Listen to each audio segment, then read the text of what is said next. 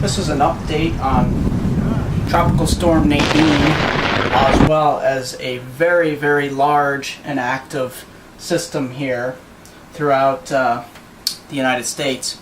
We're going to take a look at Nadine first.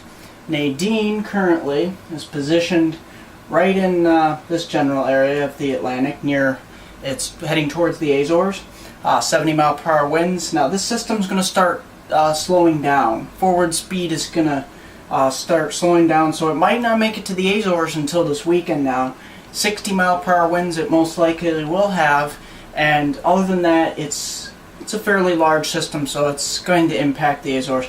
Luckily, it won't be a hurricane though, so we'll have to watch that. But we're looking in the time frame of this weekend now for the Azores, this system.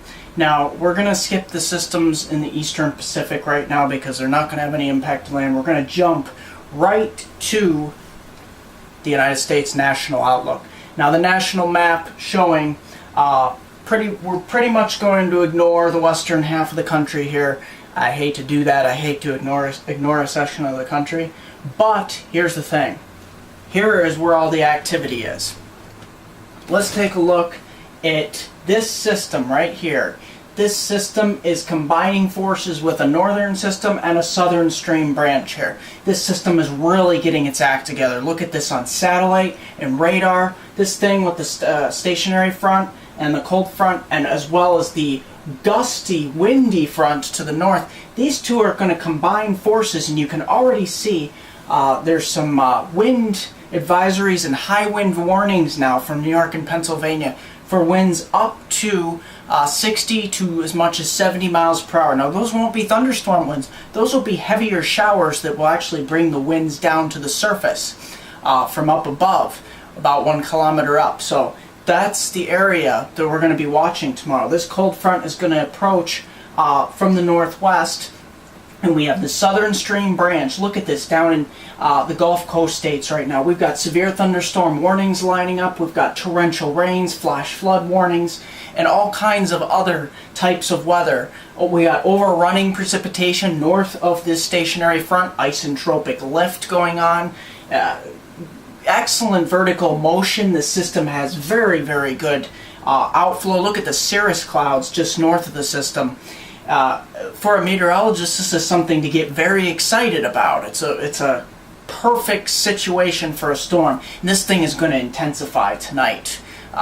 So tonight into tomorrow, things are really going to get going, especially across the mid-Atlantic and the Northeast, where a lot of the heavier rain and storms is going to be now. You can see that cold front dropping down from the Midwest here. That's the system we're going to watch team up with the system in the Gulf Coast states. Let's take a look at precipitation models. Precipitation models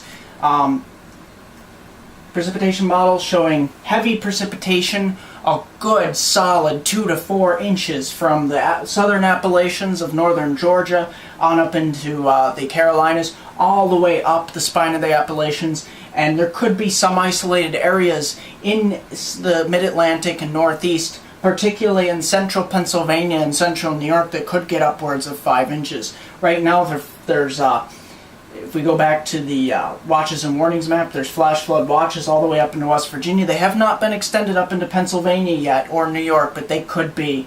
And we go to the wind gust map. You can see all these wind gusts, 30, 40 mile per hour wind gusts with this system moving across the Midwest. Now let's take a look at the wind model. This is the GFS wind model.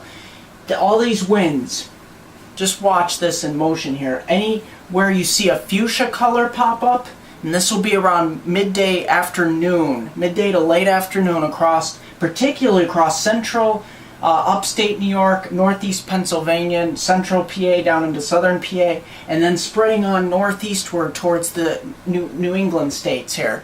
This is where things could really get going. Some of these fuchsia colors showing up are 60 to 70 mile per hour wind gusts. So some of these areas are going to experience toppled trees and power lines, and that could be a major issue tomorrow. Any of those heavier showers that do develop could really get the winds going, because the winds are going to be very close to the surface tomorrow.